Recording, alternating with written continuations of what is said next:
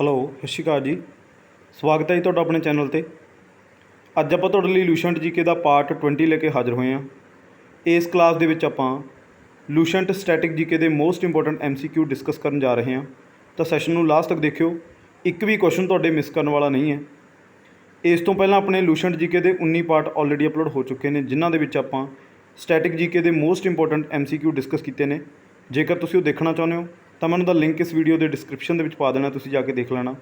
Otherwise ਤੁਸੀਂ ਆਪਣੇ channel 'ਤੇ ਵਿਜ਼ਿਟ ਕਰੋ, ਪਲੇਲਿਸਟ ਦੇ ਵਿੱਚ ਜਾਓ, ਉੱਥੇ ਤੁਹਾਨੂੰ ਆਲ ਸਬਜੈਕਟਸ ਦੀਆਂ ਵੀਡੀਓਜ਼ ਸੀਰੀਜ਼ ਵਾਈਜ਼ ਲੱਗੀਆਂ ਮਿਲ ਜਾਣਗੀਆਂ, ਜਾ ਕੇ ਦੇਖ ਸਕਦੇ ਹੋ ਅਤੇ ਆਪਣੀ ਤਿਆਰੀ ਵਧੀਆ ਤਰੀਕੇ ਨਾਲ ਕਰ ਸਕਦੇ ਹੋ। ਜੇਕਰ ਤੁਸੀਂ ਇਹ ਚਾਹੁੰਦੇ ਹੋ ਕਿ ਮੇਰੀਆਂ ਵੀਡੀਓਜ਼ ਤੁਹਾਡੇ ਤੱਕ ਪਹੁੰਚਦੇ ਰਹਿਣ ਤਾਂ ਚੈਨਲ ਨੂੰ ਸਬਸਕ੍ਰਾਈਬ ਕਰ ਲਿਓ, ਬੈਲ ਆਈਕਨ 'ਤੇ ਪ੍ਰੈਸ ਕਰ ਲਿਓ, ਤਾਂ ਕਿ ਆਉਣ ਵਾਲੀਆਂ ਵੀਡੀਓਜ਼ ਦੇ ਨੋਟੀਫਿਕੇਸ਼ਨ ਤੁਹਾਡੇ ਤੱਕ ਪਹੁੰਚਦੇ ਰਹਿਣ ਅਤੇ ਤੁਹਾਡੀ ਤਿਆਰੀ ਵਧੀਆ ਤਰੀਕੇ ਨਾਲ ਚੱਲਦੀ ਰਹੇ। ਅੱਜ ਦਾ ਜੋ ਆਪਣਾ ਸੈਸ਼ਨ ਹੈ, ਇਸ ਸੈਸ਼ਨ ਦੇ ਵਿੱਚ ਆਪਾਂ ਲੂਸੈਂਟ ਸਟੈਟਿਕ ਜੀਕੇ ਦੇ ਮੋਸਟ ਇੰਪੋਰਟੈਂਟ MCQ ਡਿਸਕਸ ਕਰਨ ਜਾ ਰਹੇ ਹਾਂ। ਤਾਂ ਸੈਸ਼ਨ ਨੂੰ ਐਂਡ ਤੱਕ ਜ਼ਰੂਰ ਦੇਖਿਓ, ਕਿਉਂਕਿ ਇਹਨਾਂ ਦੇ ਵਿੱਚੋਂ ਕੋਈ ਵੀ ਕੁਐਸਚਨ ਤੁਹਾਨੂੰ ਡਾਇਰੈਕਟ ਪੇਪਰ ਦੇ ਵਿੱਚ ਦੇਖਣ ਨੂੰ ਮਿਲ ਸਕਦਾ।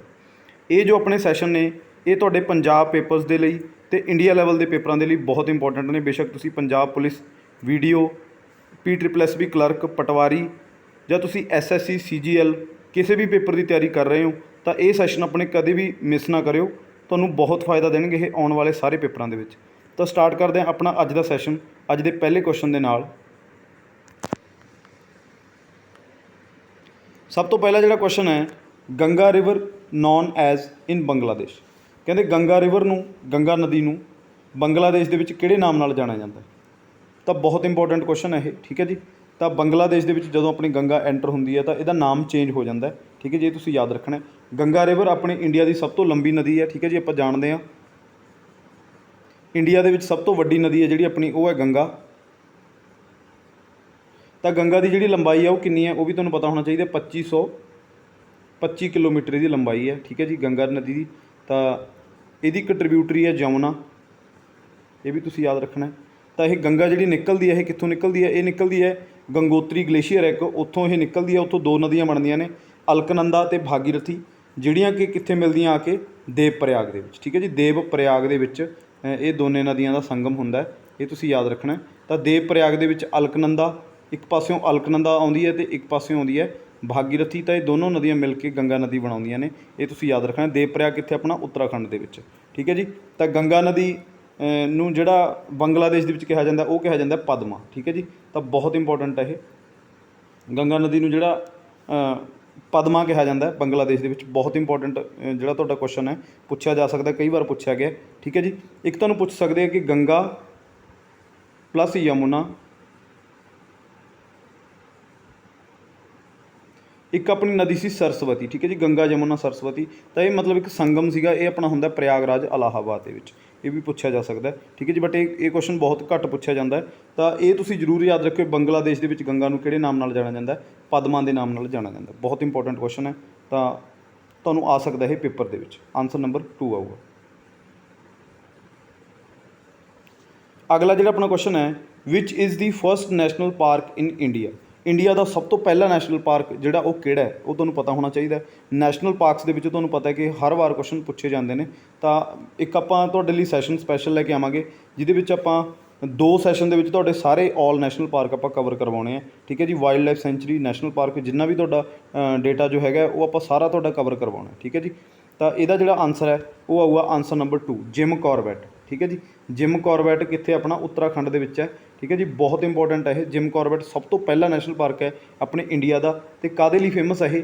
ਇਹਨੂੰ ਜਾਣਿਆ ਜਾਂਦਾ ਬੰਗਾਲ ਟਾਈਗਰਸ ਦੇ ਲਈ, ਠੀਕ ਹੈ ਜੀ। ਤਾਂ ਬੰਗਾਲ ਟਾਈਗਰਸ ਦੇ ਲਈ ਇਹਨੂੰ ਜਾਣਿਆ ਜਾਂਦਾ ਜਿਹੜਾ ਆਪਣਾ ਜਿਮ ਕਾਰਬੈਟ ਹੈ। ਇਹ ਵੀ ਪੁੱਛਿਆ ਜਾ ਸਕਦਾ ਵੀ ਕਿ ਕਿਹੜਾ ਜਾਨਵਰ ਇੱਥੇ ਮਤਲਬ ਸਪੈਸ਼ਲਿਸਟੀ ਜਿਹੜਾ ਪਾਇਆ ਜਾਂਦਾ, ਜਿਹਦੇ ਲਈ ਇਹ ਜਾਣਿਆ ਜਾਂਦਾ। ਤਾਂ ਬੰਗਾਲ ਟਾਈਗਰ, ਠੀਕ ਹੈ ਜੀ। ਇਹ ਯਾਦ ਰੱਖਿਓ, ਬਹੁਤ ਇੰਪੋਰਟੈਂਟ ਹੈ, ਪੁੱਛਿਆ ਜਾਊਗਾ ਤੁਹਾਨੂੰ। ਅਗਲੇ ਜਿਹੜੇ ਆਪਣੇ ਨੈਸ਼ਨਲ ਪਾਰਕ ਹੈ, ਜਿਵੇਂ ਕਿ ਕੇਬੁਲ ਲੈਮਜ਼ਾਓ, ਠੀਕ ਹੈ ਜੀ। ਇਹ ਤੁਹਾਡਾ ਇੱਕ ਫਲੋਟਿੰਗ ਨੈਸ਼ਨਲ ਪਾਰਕ ਹੈ। ਇਹ ਤੁਹਾਨੂੰ ਪੁੱਛਿਆ ਜਾ ਸਕਦਾ ਹੈ, ਇੰਡੀਆ ਦਾ ਫਸਟ ਫਲੋਟਿੰਗ ਨੈਸ਼ਨਲ ਪਾਰਕ ਦੱਸੋ ਕਿਹੜਾ? ਫਸਟ ਨਹੀਂ, ਮਤਲਬ ਫਲੋਟਿੰਗ ਨੈਸ਼ਨਲ ਪਾਰਕ ਪੁੱਛ ਸਕਦੇ ਨੇ। ਤਾਂ ਇੰਡੀਆ ਦੇ ਵਿੱਚ ਇੱਕੋ ਇੱਕ ਫਲੋਟਿੰਗ ਨੈਸ਼ਨਲ ਪਾਰਕ ਹੈ, ਠੀਕ ਹੈ ਜੀ। ਤਾਂ ਇਹ ਆਪਣਾ ਕੇਬੁਲ ਲੈਮਜ਼ਾਓ ਕਿੱਥੇ ਪੈਂਦਾ? ਇਹ ਤੁਹਾਡਾ ਪੈਂਦਾ ਮਨੀਪੁਰ ਦੇ ਵਿੱਚ, ਠੀਕ ਹੈ ਜੀ। ਤਾਂ ਮਨੀਪੁਰ ਦੇ ਵਿੱਚ ਇਹ ਨੈਸ਼ਨਲ ਪਾਰਕ ਤੁਹਾਡਾ ਪਾਇਆ ਜਾਂਦਾ। ਬਹੁਤ ਇੰਪੋਰਟੈਂਟ ਹੈ, ਪੁੱਛਿਆ ਜਾਊਗਾ ਤੁਹਾਨੂੰ। ਅਗਲਾ ਜਿਹੜਾ ਤੁਹਾਡਾ ਨੈਸ਼ਨਲ ਪਾਰਕ ਹੈ, ਇਹ ਹੈ ਹੈਮਿਸ ਨੈਸ਼ਨਲ ਪਾਰਕ। ਇਹ ਤੁਹਾਡਾ ਜਾਣਿਆ ਜਾਂਦਾ ਹੈ ਸਨੋ ਲੈਪਰਡਸ ਦੇ ਲਈ ਜਾਣਿਆ ਜਾਂਦਾ। ਇਹ ਕਿੱਥੇ ਹੈਗਾ? ਇਹ ਆਪਣਾ ਹੈਗਾ ਲੇਹ ਦਾ, ਠੀਕ ਹੈ ਜੀ। ਤਾਂ ਲੱਦਾਖ ਦੇ ਵਿੱਚ ਇਹ ਪਾਇਆ ਜਾਂਦਾ। ਹੈਮਿਸ ਲੇਹ ਲੱਦਾਖ ਦੇ ਵਿੱਚ ਇਹ ਜਿਹੜਾ ਨੈਸ਼ਨਲ ਪਾਰਕ ਪਾਇਆ ਜਾਂਦਾ ਲੇਹ ਦੇ ਵਿੱਚ ਹੈਮਿਸ ਨੈਸ਼ਨਲ ਪਾਰਕ, ਠੀਕ ਹੈ ਜੀ। ਤਾਂ ਹੈਮਿਸ ਨੈਸ਼ਨਲ ਪਾਰਕ ਤੁਸੀਂ ਯਾਦ ਰੱਖਣਾ। ਕਾਜ਼ੀਰੰਗਾ ਨੈਸ਼ਨਲ ਪਾਰਕ ਤੁਹਾਨੂੰ ਪਤਾ ਹੈ ਕਿ ਕਿੱਥੇ ਪਾਇਆ ਜਾਂਦਾ ਹੈ। ਜਿਹੜਾ ਕਾਜ਼ੀਰੰਗਾ ਨੈਸ਼ਨਲ ਪਾਰਕ ਹੈ ਇਹ ਹੈਗਾ ਆਪਣਾ ਆਸਾਮ ਦਾ ਨੈਸ਼ਨਲ ਪਾਰਕ ਹੈ, ਬਹੁਤ ਇੰਪੋਰਟੈਂਟ ਹੈ। ਅਤੇ ਵਨ ਹੌਰਨਡ ਰਹੀਨੋ ਦੇ ਲਈ ਇਹ ਜਾਣਿਆ ਜਾਂਦਾ, ਇੱਕ ਸਿੰਗ ਵਾਲਾ ਗੈਂਡਾ, ਠੀਕ ਹੈ ਜੀ। ਬਹੁਤ ਇੰਪੋਰਟੈਂਟ ਨੈਸ਼ਨਲ ਪਾਰਕ ਹੈ। ਤਾਂ ਇਹਦਾ ਆਨਸਰ ਆਊਗਾ ਜਿਮ ਕਾਰਬੈਟ, ਇੰਡੀਆ ਦਾ ਸਭ ਤੋਂ ਪਹਿਲਾ ਉੱਤਰਾਖੰਡ ਦੇ ਵਿੱਚ ਇਹ ਪਾਇਆ ਜਾਂਦਾ। What is the total number of UNESCO world heritage site in India? ਤਾਂ ਇਹ 2023 ਦਾ ਡੇਟਾ ਤੁਹਾਨੂੰ ਪਤਾ ਹੋਣਾ ਚਾਹੀਦਾ। ਤਾਂ 2023 ਦਾ ਕੁਐਸਚਨ ਹੈ ਇਹ ਤੁਹਾਡਾ, ਠੀਕ ਹੈ ਜੀ। ਹੁਣ ਤੱਕ ਆਪਣੇ ਜਿਹੜੀਆਂ world heritage UNESCO world heritage site ਉਹ ਕਿੰਨੀਆਂ ਨੇ, ਤੁਹਾਨੂੰ ਪੁੱਛਿਆ ਜਾ ਸਕਦਾ, ਠੀਕ ਹੈ ਜੀ, ਅੱਜ ਦੇ ਟਾਈਮ ਦੇ ਵਿੱਚ। ਤਾਂ ਇਹ ਕੁਐਸਚਨ ਤੁਹਾਨੂੰ ਆ ਸਕਦਾ, ਬਹੁਤ ਰੇਅਰ ਅਤੇ ਬਹੁਤ ਮੋਡਰੇਟ ਕੁਐਸਚਨ ਹੈ। ਤਾਂ ਇਹਦਾ ਜਿਹੜਾ ਆਨਸਰ ਹੈ, ਆਨਸਰ ਨੰਬਰ 2 ਆਊਗਾ।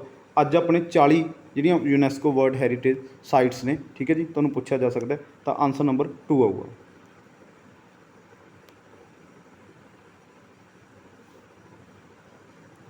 ਅਗਲਾ ਜਿਹੜਾ ਤੁਹਾਡਾ ਕੁਐਸਚਨ ਹੈ, ਵਿਚ ਪਲੈਨਟ ਇਜ਼ ਕਲੋਜ਼ੈਸਟ ਟੂ ਦੀ ਸਨ? ਠੀਕ ਹੈ ਜੀ, ਸੂਰਜ ਦੇ ਸਭ ਤੋਂ ਨੇੜੇ ਦਾ ਗ੍ਰਹਿ ਕਿਹੜਾ ਹੈ? ਗ੍ਰਹਿਾਂ ਦੇ ਵਿੱਚ ਤੁਹਾਨੂੰ ਕੁਐਸਚਨ ਆਉਂਦੇ ਨੇ, ਹਰ ਵਾਰ ਤੁਹਾਨੂੰ ਪੁੱਛੇ ਜਾਂਦੇ ਨੇ, ਠੀਕ ਹੈ ਜੀ, ਸੋਲਰ ਸਿਸਟਮ ਦੇ ਵਿੱਚੋਂ। ਤਾਂ ਸੂਰਜ ਦੇ ਸਭ ਤੋਂ ਨੇੜੇ ਦਾ ਗ੍ਰਹਿ ਕਿਹੜਾ, ਇਹ ਤੁਹਾਨੂੰ ਪੁੱਛਿਆ ਜਾ ਸਕਦਾ। ਇਹਨੂੰ ਯਾਦ ਕਰਨ ਦਾ ਕੀ ਤਰੀਕਾ ਹੈ? ਇਹਨੂੰ ਤੁਸੀਂ ਇੱਕ ਡਾਇਗਰਾਮ ਬਣਾ ਲਓ, MVEM JSUN। ਇਹ ਕਿਵੇਂ ਯਾਦ ਕਰਨਾ? ਸਭ ਤੋਂ ਪਹਿਲਾਂ ਹੈਗਾ ਤੁਹਾਡਾ ਮੈਰਕੂਰੀ, ਵੀਨਸ, ਅਰਥ, ਮਾਰਸ, ਜੂਪੀਟਰ, ਸੈਟਰਨ, ਯੂਰੇਨਸ ਅਤੇ ਨੈਪਚੂਨ। ਇਹ 8 ਗ੍ਰਹਿ ਨੇ ਆਪਣੇ।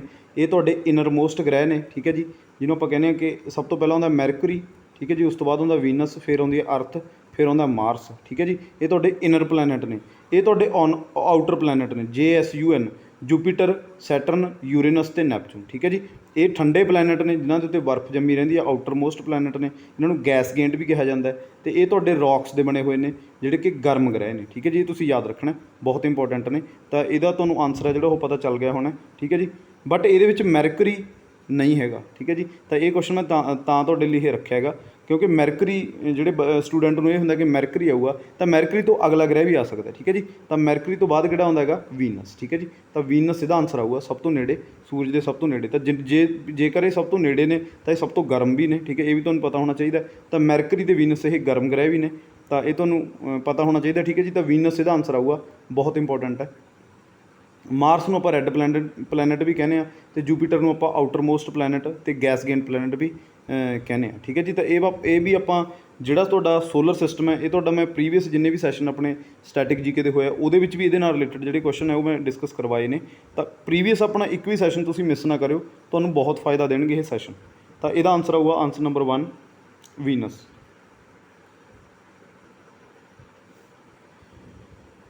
ਅਗਲਾ ਜਿਹੜਾ ਆਪਣਾ ਕੁਐਸਚਨ ਹੈ, Kathak is the famous classical dance of which state?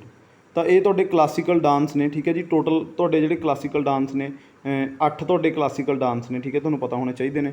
ਤਾਂ ਜਿਵੇਂ ਕਿ ਕੱਥਕ ਹੋ ਗਿਆ, ਕਥਕਲੀ, ਮੋਹਿਨੀ ਅੱਟਮ, ਇਹ ਕੇਰਲਾ ਦੇ ਨੇ, ਠੀਕ ਹੈ ਜੀ। ਜਿਵੇਂ ਕੇਰਲਾ ਤੁਹਾਡਾ ਸਟੇਟ ਹੈ, ਇਹਦੇ ਤੁਹਾਡੇ ਹੈਗੇ ਨੇ, ਇੱਕ ਤਾਂ ਹੈਗਾ ਕਥਕਲੀ,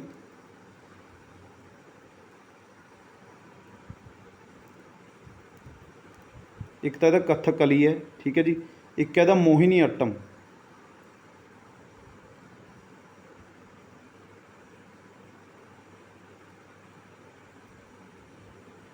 ਇਹ ਤੁਸੀਂ ਦੋਨੋਂ ਯਾਦ ਰੱਖਣੇ ਆ।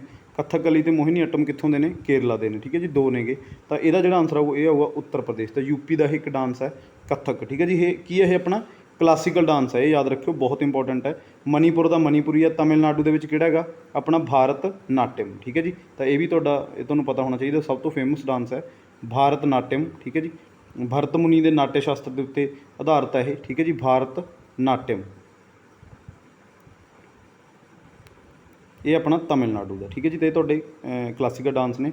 ਇਹਦਾ ਜਿਹੜਾ ਆਨਸਰ ਹੈ ਇਹ ਆਊਗਾ ਉੱਤਰ ਪ੍ਰਦੇਸ਼। ਉੱਤਰ ਪ੍ਰਦੇਸ਼ ਦੇ ਵਿੱਚ ਕੱਥਕ ਹੈ। ਕੱਥਕ ਮਤਲਬ ਕਥਾ, ਇਹਦੇ ਵਿੱਚ ਇੱਕ ਕਥਾ ਸੁਣਾਈ ਜਾਂਦੀ ਹੈ, ਠੀਕ ਹੈ ਜੀ। ਤਾਂ ਆਨਸਰ ਨੰਬਰ 4 ਆਊਗਾ। ਅਗਲਾ ਜਿਹੜਾ ਆਪਣਾ ਕੁਐਸਚਨ ਹੈ, which article is related to environment and wild life protection? ਠੀਕ ਹੈ ਜੀ, ਬਹੁਤ ਇੰਪੋਰਟੈਂਟ ਹੈ। ਕਈ ਵਾਰੀ ਇਹ ਕੁਐਸਚਨ ਤੁਹਾਨੂੰ ਆਇਆ ਅਤੇ ਕਈ ਵਾਰੀ ਆਊਗਾ ਵੀ, ਅੱਗੇ ਤੁਹਾਨੂੰ ਪੁੱਛਿਆ ਜਾਊਗਾ।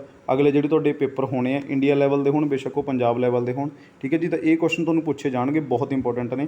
ਤਾਂ ਵਾਈਲਡ ਲਾਈਫ ਅਤੇ ਜਿਹੜਾ ਇਨਵਾਇਰਨਮੈਂਟ ਦੇ ਨਾਲ ਇਹਦੀ ਪ੍ਰੋਟੈਕਸ਼ਨ ਕਰਨੀ, ਆਪਾਂ ਇਹਦੀ ਰੱਖ ਰਖਾਵ ਕਰਨਾ, ਇਹਦੇ ਨਾਲ ਰਿਲੇਟਡ ਆਰਟੀਕਲ ਕਿਹੜਾ ਹੈਗਾ। ਠੀਕ ਹੈ ਜੀ, ਤਾਂ ਆਰਟੀਕਲ 50 ਆਪਾਂ ਪੜ੍ਹਦੇ ਹਾਂ। ਠੀਕ ਹੈ ਜੀ, ਆਰਟੀਕਲ 50 ਕਿਹਦੀ ਗੱਲ ਕਰਦਾ? Separation of judiciary and executive ਦੀ ਗੱਲ ਕਰਦਾ। ਆਰਟੀਕਲ 51 ਹੈ ਜਿਹੜਾ ਉਹ ਇੰਟਰਨੈਸ਼ਨਲ ਪੀਸ ਅਤੇ ਸਿਕਿਉਰਿਟੀ ਦੀ ਗੱਲ ਕਰਦਾ। ਅਤੇ ਪਾਰਟ ਕਿਹਦਾ ਪਾਰਟ ਨੇ ਇਹ ਆਪਣਾ DPSP ਦਾ ਪਾਰਟ ਨੇ। ਠੀਕ ਹੈ ਜੀ, DPSP directive principals of state policy, ਜਿਹੜੇ ਕਿ ਆਪਣੇ 36 ਤੋਂ ਲੈ ਕੇ 51 ਤੱਕ ਆਰਟੀਕਲ ਨੇ। ਠੀਕ ਹੈ ਜੀ, ਇਹ ਤੁਸੀਂ ਯਾਦ ਰੱਖਣਾ। ਤਾਂ ਪਾਰਟ ਕਿਹੜਾ ਇਹ ਆਪਣਾ? ਪਾਰਟ ਆਪਣਾ ਇਹ 4 ਹੈ। ਠੀਕ ਹੈ ਜੀ, ਤਾਂ ਆਰਟੀਕਲ ਜਿਹੜਾ 40 ਹੈ ਉਹ ਵਿਲੇਜ ਪੰਚਾਇਤ ਦੀ ਗੱਲ ਕਰਦਾ। ਠੀਕ ਹੈ ਜੀ, ਇਹਦੇ ਬਾਰੇ ਵੀ ਆਪਾਂ ਪੜ੍ਹਦੇ ਹਾਂ। ਤਾਂ ਜਿਹੜਾ ਆਪਣੇ ਕੋਲ ਬਚਿਆ ਆਰਟੀਕਲ ਉਹ ਹੈ 48A, ਤਾਂ ਇਹ ਅਮੈਂਡਮੈਂਟ ਦੇ ਥਰੂ ਐਡ ਹੋਇਆ। ਠੀਕ ਹੈ ਜੀ, 42ਵੀਂ ਅਮੈਂਡਮੈਂਟ 1976 ਦੇ ਵਿੱਚ ਜਿਹੜੀ ਆਪਣੀ ਅਮੈਂਡਮੈਂਟ ਹੋਈ ਸੀ। ਤਾਂ 48A ਜਿਹੜਾ ਆਰਟੀਕਲ ਹੈ ਇਹ ਆਪਣੀ ਗੱਲ ਕਰਦਾ environment and wild life protection ਦੀ। ਤਾਂ ਆਨਸਰ ਨੰਬਰ 4 ਆਊਗਾ ਇਹਦਾ। ਮੈਂ ਨੀਚੇ ਮੈਂਸ਼ਨ ਵੀ ਕੀਤਾ ਕਿ ਕਈ ਵਾਰੀ ਇਹ ਪੁੱਛ ਲੈਂਦੇ ਨੇ ਕਿ ਇਹ ਆਰਟੀਕਲ, ਕਿਉਂਕਿ ਇਹਦੇ ਪਿੱਛੇ A ਲਿਖਿਆ ਹੋਇਆ, A ਦਾ ਮਤਲਬ ਹੁੰਦਾ ਅਮੈਂਡਮੈਂਟ ਦੇ ਥਰੂ ਐਡ ਹੋਣਾ। ਤਾਂ ਕਿਹੜੀ ਅਮੈਂਡਮੈਂਟ ਦੇ ਥਰੂ ਐਡ ਹੋਇਆ? 42ਵੀਂ ਅਮੈਂਡਮੈਂਟ, ਜਿਹਨੂੰ ਕਿ ਆਪਾਂ ਮਿਨੀ ਕੌਂਸਟੀਟਿਊਸ਼ਨ ਦੇ ਨਾਮ ਨਾਲ ਵੀ ਜਾਣਦੇ ਹਾਂ। 42ਵੀਂ ਅਮੈਂਡਮੈਂਟ ਨੂੰ ਕਿਹੜੇ ਨਾਮ ਨਾਲ ਜਾਣਿਆ ਜਾਂਦਾ? ਮਿਨੀ ਕੌਂਸਟੀਟਿਊਸ਼ਨ। ਠੀਕ ਹੈ ਜੀ, ਇਹ ਤੁਸੀਂ ਯਾਦ ਰੱਖਿਓ, ਬਹੁਤ ਇੰਪੋਰਟੈਂਟ ਹੈ। ਮਿਨੀ ਕੌਂਸਟੀਟਿਊਸ਼ਨ ਦੇ ਨਾਮ ਨਾਲ ਜਾਣਿਆ ਜਾਂਦਾ 42ਵੀਂ ਅਮੈਂਡਮੈਂਟ 1976। ਤਾਂ ਆਨਸਰ ਨੰਬਰ 4 ਆਊ। ਅਗਲਾ ਜਿਹੜਾ ਆਪਣਾ ਕੁਐਸਚਨ ਹੈ, which article is related to all India services. ਤਾਂ ਆਲ ਇੰਡੀਆ ਸਰਵਿਸਿਜ਼ ਨਾਲ ਰਿਲੇਟਡ ਆਰਟੀਕਲ ਕਿਹੜਾ? ਠੀਕ ਹੈ ਜੀ, ਤਾਂ 315 ਜਿਹੜਾ ਆਰਟੀਕਲ ਹੈ ਇਹ ਆਪਣਾ ਕਿਹਦੇ ਨਾਲ ਰਿਲੇਟਡ ਹੈ? ਇਹ ਆਪਣਾ UPSC ਦੇ ਨਾਲ ਰਿਲੇਟਡ ਹੈ। ਠੀਕ ਹੈ ਜੀ, ਬਹੁਤ ਇੰਪੋਰਟੈਂਟ ਹੈ, ਪੁੱਛਿਆ ਜਾਂਦਾ ਤੁਹਾਨੂੰ ਹਰ ਵਾਰ। ਅਤੇ ਆਰਟੀਕਲ 110 ਹੈ ਜਿਹੜਾ ਇਹ ਆਪਣਾ ਮਨੀ ਬਿੱਲ ਦੀ ਗੱਲ ਕਰਦਾ, ਮਨੀ ਬਿੱਲ ਦੀ ਗੱਲ ਕਰਦਾ। ਆਰਟੀਕਲ 108 ਇਹ ਆਪਣਾ ਜੁਆਇੰਟ ਸਿਟਿੰਗ ਦੀ ਗੱਲ ਕਰਦਾ। ਠੀਕ ਹੈ ਜੀ, ਜੁਆਇੰਟ ਸਿਟਿੰਗ ਆਫ ਪਾਰਲੀਮੈਂਟ, ਜਿਹਦੇ ਵਿੱਚ ਲੋਕ ਸਭਾ ਅਤੇ ਰਾਜ ਸਭਾ ਦੋਨੇ ਇਕੱਠਿਆਂ ਨੂੰ ਬੁਲਾਇਆ ਜਾਂਦਾ। ਕਿਹਦੇ ਦੁਆਰਾ? ਰਾਸ਼ਟਰਪਤੀ ਦੁਆਰਾ। ਅਤੇ ਪ੍ਰੈਜ਼ਾਈਡ ਕਿਹਦੇ ਦੁਆਰਾ ਕੀਤਾ ਜਾਂਦਾ? ਲੋਕ ਸਭਾ ਦੇ ਸਪੀਕਰ ਦੇ ਦੁਆਰਾ। ਬਹੁਤ ਇੰਪੋਰਟੈਂਟ ਹੈ। ਤਾਂ ਇਹ ਜਿਹੜਾ ਤੁਹਾਡਾ ਬਚਿਆ ਆਰਟੀਕਲ 312, ਆਲ ਇੰਡੀਆ ਸਰਵਿਸਿਜ਼ ਕਿਹੜੀਆਂ ਕਿਹੜੀਆਂ ਹੁੰਦੀਆਂ ਨੇ? ਇੱਕ ਤਾਂ ਹੁੰਦੀ ਆਪਣੀ IAS ਇੰਡੀਅਨ ਐਡਮਿਨਿਸਟ੍ਰੇਟਿਵ ਸਰਵਿਸਿਜ਼। ਠੀਕ ਹੈ ਜੀ, ਇੱਕ ਹੁੰਦੀ ਆਪਣੀ IPS ਇੰਡੀਅਨ ਪੁਲਿਸ ਸਰਵਿਸਿਜ਼, ਇੱਕ ਹੁੰਦੀ ਆਪਣੀ IFS ਇੰਡੀਅਨ ਫੋਰੈਸਟ ਸਰਵਿਸਿਜ਼। ਠੀਕ ਹੈ ਜੀ, ਤਾਂ ਇਹ 3 ਹੁੰਦੀਆਂ ਨੇ ਆਪਣੀਆਂ ਆਲ ਇੰਡੀਆ ਸਰਵਿਸਿਜ਼।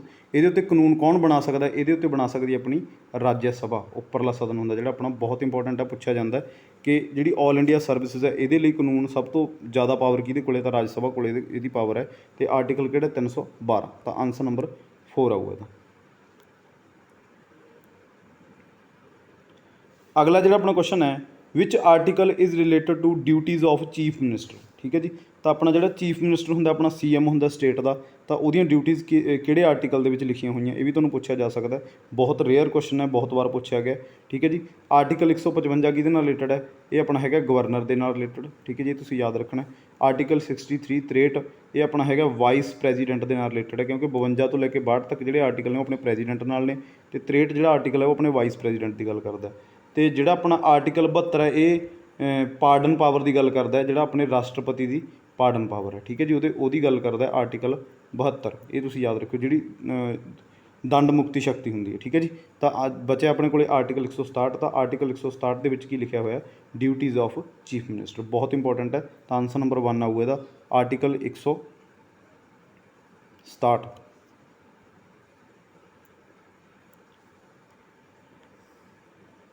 ਅਗਲਾ ਜਿਹੜਾ ਆਪਣਾ ਕੁਐਸਚਨ ਹੈ, which article is related to money bill. ਠੀਕ ਹੈ ਜੀ, ਤਾਂ ਵੈਸੇ ਤਾਂ ਇਹਦੇ ਬਾਰੇ ਆਪਾਂ ਡਿਸਕਸ ਕਰ ਆਏ ਹਾਂ।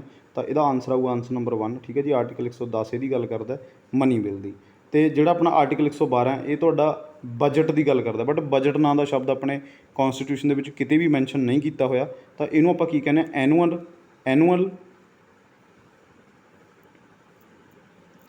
Annual financial statement. ਠੀਕ ਹੈ ਜੀ, ਐਨੂਅਲ ਫਾਈਨੈਂਸ਼ੀਅਲ ਸਟੇਟਮੈਂਟ ਇਹ ਤੁਸੀਂ ਲਿਖ ਲਿਓ। ਠੀਕ ਹੈ ਜੀ, ਲਿਖਣ ਦੇ ਵਿੱਚ ਥੋੜ੍ਹੀ ਪ੍ਰੋਬਲਮ ਆਉਂਦੀ ਹੈ। ਤਾਂ ਐਨੂਅਲ ਫਾਈਨੈਂਸ਼ੀਅਲ ਸਟੇਟਮੈਂਟ ਕਹਿੰਦੇ, ਬਜਟ ਨਹੀਂ ਕਹਿੰਦੇ। ਠੀਕ ਹੈ ਜੀ, ਇਹ ਤੁਸੀਂ ਯਾਦ ਰੱਖਿਓ, ਤਾਂ ਬਹੁਤ ਇੰਪੋਰਟੈਂਟ ਹੈ। ਆਰਟੀਕਲ 280 ਤੁਹਾਡਾ ਫਾਈਨਾਂਸ ਕਮਿਸ਼ਨ ਦੇ ਨਾਲ ਹੈ। ਠੀਕ ਹੈ ਜੀ, ਅਤੇ ਆਰਟੀਕਲ 324 ਤੁਹਾਡਾ ਇਲੈਕਸ਼ਨ ਕਮਿਸ਼ਨ ਦੇ ਨਾਲ। ਠੀਕ ਹੈ, ਬਹੁਤ ਇੰਪੋਰਟੈਂਟ ਹੈ। ਤਾਂ ਇਹਦਾ ਜਿਹੜਾ ਆਨਸਰ ਹੋਣਾ ਉਹ ਆਊਗਾ ਆਰਟੀਕਲ 110, ਆਨਸਰ ਨੰਬਰ 1। ਅਗਲਾ ਜਿਹੜਾ ਆਪਣਾ ਕੁਐਸਚਨ ਹੈ, which article gives the power to high court to issue writ. ਉਹ ਕਿਹੜਾ ਆਰਟੀਕਲ ਹੈ ਜਿਹਦੇ ਦੁਆਰਾ ਹਾਈ ਕੋਰਟ ਨੂੰ ਪਾਵਰ ਦਿੱਤੀ ਜਾਂਦੀ ਹੈ ਰਿਟ ਇਸ਼ੂ ਕਰਨ ਦੀ? ਕਾਹਦੇ ਉੱਤੇ? ਫੰਡਾਮੈਂਟਲ ਰਾਈਟਸ ਦੇ ਉੱਤੇ। ਠੀਕ ਹੈ ਜੀ, ਜੇ ਉਹਨੇ ਫੰਡਾਮੈਂਟਲ ਰਾਈਟਸ ਦੇ ਉੱਤੇ ਆਪਦੀ ਰਿਟ ਇਸ਼ੂ ਕਰਨੀ ਹੈ ਤਾਂ ਕਿਹੜਾ ਆਰਟੀਕਲ ਉਹਨੂੰ ਕਹਿੰਦਾ ਹੈਗਾ? ਤਾਂ ਆਰਟੀਕਲ 32 ਆਪਾਂ ਨੂੰ ਪਤਾ ਹੈ ਕਿ ਆਰਟੀਕਲ 32 ਰਾਹੀਂ ਆਪਾਂ ਕਿੱਥੇ ਜਾ ਸਕਦੇ ਹਾਂ? ਸੁਪਰੀਮ ਕੋਰਟ ਜਾ ਸਕਦੇ ਹਾਂ। ਇਹਨੂੰ ਹਾਰਟ ਐਂਡ ਸੋਲ ਆਫ ਕੌਨਸਟੀਟਿਊਸ਼ਨ ਕਿਹਾ ਜਾਂਦਾ। ਠੀਕ ਹੈ ਜੀ, ਤਾਂ ਇਹ ਆਪਣਾ ਕੌਨਸਟੀਟਿਊਸ਼ਨਲ ਰੈਮੇਡੀਜ਼ ਦੇ ਲਈ ਜਾਣਿਆ ਜਾਂਦਾ ਇਹ ਆਰਟੀਕਲ। ਤਾਂ ਆਰਟੀਕਲ 161 ਦੇ ਵਿੱਚ ਕੀ ਹੈ, ਆਰਟੀਕਲ 161 ਦੇ ਵਿੱਚ ਪਾਰਡਨ ਪਾਵਰ ਹੈ ਆਪਣੇ ਗਵਰਨਰ ਦੀ, ਇਹ ਯਾਦ ਰੱਖਿਓ, ਬਹੁਤ ਇੰਪੋਰਟੈਂਟ ਹੈ। ਤੇ ਆਰਟੀਕਲ 72 ਬਾਰੇ ਆਪਾਂ ਪੜ੍ਹ ਕੇ ਆਏ ਕਿ ਪ੍ਰੈਜ਼ੀਡੈਂਟ ਦੀ ਜਿਹੜੀ ਪਾਰਡਨ ਪਾਵਰ ਹੈ, ਠੀਕ ਹੈ ਜੀ, ਤਾਂ ਪ੍ਰੈਜ਼ੀਡੈਂਟ ਦੀ ਪਾਰਡਨ ਪਾਵਰ ਇਹਦੇ ਵਿੱਚ ਲਿਖੀ ਹੋਈ ਹੈ, ਬਹੁਤ ਇੰਪੋਰਟੈਂਟ ਹੈ। ਤਾਂ ਇਹਦਾ ਜਿਹੜਾ ਆਨਸਰ ਆਊਗਾ, ਆਨਸਰ ਨੰਬਰ 2 ਆਊਗਾ 226। ਆਪਾਂ 226 ਦੇ ਤਹਿਤ ਆਪਾਂ ਕਿੱਥੇ ਜਾ ਸਕਦੇ ਹਾਂ, ਹਾਈ ਕੋਰਟ ਜਾ ਸਕਦੇ ਹਾਂ ਜੇ ਆਪਾਂ ਰਿਟ ਇਸ਼ੂ ਕਰਵਾਉਣੀ ਹੈ ਫੰਡਾਮੈਂਟਲ ਰਾਈਟਸ ਦੇ ਉੱਤੇ। ਤਾਂ ਆਨਸਰ ਨੰਬਰ 2 ਆਊਗਾ। ਅਗਲਾ ਜਿਹੜਾ ਆਪਣਾ ਕੁਐਸਚਨ ਹੈ, which metal is the best conductor of electricity, ਠੀਕ ਹੈ ਜੀ। ਤਾਂ ਇਹਦੇ ਵਿੱਚ ਤੁਹਾਨੂੰ ਇਹੋ ਜਿਹੇ ਕੁਐਸਚਨ ਮਿਲਣਗੇ ਜਿਹੜੇ ਕਿ ਸਟੈਟਿਕ ਜੀਕੇ ਦੇ ਨਾਲ ਸੰਬੰਧਿਤ ਨੇ। ਜੇਕਰ ਤੁਸੀਂ ਆਪਣੀ ਪੋਲਿਟੀ, ਹਿਸਟਰੀ, ਜੋਗਰਾਫੀ ਦੀ ਤਿਆਰੀ ਕਰ ਰਹੇ ਹੋ, ਉਸ ਤੋਂ ਪਹਿਲਾਂ ਤੁਸੀਂ ਆਪਣੀ ਸਟੈਟਿਕ ਜ਼ਰੂਰ ਕਵਰ ਕਰੋ, ਠੀਕ ਹੈ ਜੀ। ਸਟੈਟਿਕ ਦੇ ਵਿੱਚੋਂ ਹਰ ਵਾਰ ਬਹੁਤ ਕੁਐਸਚਨ ਆਉਂਦੇ ਨੇ, ਅਤੇ ਸਟੈਟਿਕ ਦਾ ਮਤਲਬ ਵੀ ਇਹ ਹੈ ਕਿ ਜਿਹੜੀ ਸਥਿਰ ਹੈ, ਮਤਲਬ ਸਟੈਟਿਕ ਹੈ, ਠੀਕ ਹੈ ਜੀ, ਕਦੀ ਵੀ ਚੇਂਜ ਨਹੀਂ ਹੁੰਦੀ। ਜਿਹੜੇ ਕੁਐਸਚਨ ਤੁਹਾਨੂੰ ਵਾਰ-ਵਾਰ ਪੁੱਛੇ ਜਾਂਦੇ ਨੇ, ਬਟ ਤੁਸੀਂ ਆਪਦੀ ਸਟੈਟਿਕ ਹੈ ਜਿਹੜੀ ਉਹ ਕਲੀਅਰ ਨਹੀਂ ਕਰਕੇ ਜਾਂਦੇ, ਤਾਂ ਕਰਕੇ ਤੁਸੀਂ ਪੇਪਰ ਦੇ ਵਿੱਚ ਤੁਹਾਡੀ ਸਕੋਰਿੰਗ ਘੱਟ ਹੁੰਦੀ ਹੈ ਜੀਕੇ ਦੇ ਵਿੱਚੋਂ। ਤਾਂ ਸਟੈਟਿਕ ਜਿਹੜਾ ਤੁਹਾਡਾ ਕਵਰ ਕਰਨਾ ਉਹ ਪਹਿਲਾਂ ਤੁਹਾਡੀ ਸਟੈਟਿਕ ਕਵਰ ਹੋਣੀ ਚਾਹੀਦੀ ਹੈ, ਬਾਅਦ ਦੇ ਵਿੱਚ ਤੁਹਾਡੇ ਫਰਦਰ ਸਬਜੈਕਟ ਕਵਰ ਹੋਣੇ ਚਾਹੀਦੇ ਨੇ। ਤਾਂ ਗੁੱਡ ਕੰਡਕਟਰ ਆਫ ਇਲੈਕਟ੍ਰੀਸਿਟੀ ਤਾਂ ਤੁਹਾਨੂੰ ਸਭ ਨੂੰ ਪਤਾ ਹੀ ਹੋਊਗਾ, ਤਾਂ ਆਨਸਰ ਨੰਬਰ 4 ਆਊਗਾ, ਠੀਕ ਹੈ ਜੀ। ਆਨਸਰ ਨੰਬਰ 4 ਆਪਣਾ ਸਿਲਵਰ। ਸਿਲਵਰ ਸਭ ਤੋਂ ਬੈਸਟ ਕੰਡਕਟਰ ਹੈ, ਇਹਦੇ 'ਚ ਤੁਹਾਨੂੰ ਬੈਸਟ ਪੁੱਛਿਆ, ਤਾਂ ਆਨਸਰ ਨੰਬਰ 4 ਆਊਗਾ ਸਿਲਵਰ, ਬਹੁਤ ਇੰਪੋਰਟੈਂਟ ਹੈ।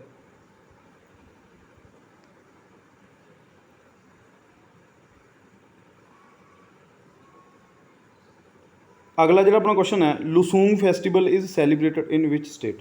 ਲੁਸੂੰਗ ਦਾ ਫੈਸਟੀਵਲ ਦੇ ਵਿੱਚੋਂ ਵੀ ਤੁਹਾਨੂੰ ਆ ਜਾਂਦੇ ਨੇ, ਕਲਚਰਲ ਜਿਹੜੇ ਕੁਐਸਚਨ ਹੈ ਤੁਹਾਨੂੰ ਉਹ ਪੁੱਛੇ ਜਾਂਦੇ ਨੇ, ਠੀਕ ਹੈ ਜੀ। ਲੁਸੂੰਗ ਫੈਸਟੀਵਲ ਜਿਹੜਾ ਉਹ ਕਿੱਥੇ ਸੈਲੀਬ੍ਰੇਟ ਕੀਤਾ ਜਾਂਦਾ, ਠੀਕ ਹੈ ਜੀ, ਤੁਹਾਨੂੰ ਪੁੱਛਿਆ ਜਾ ਸਕਦਾ।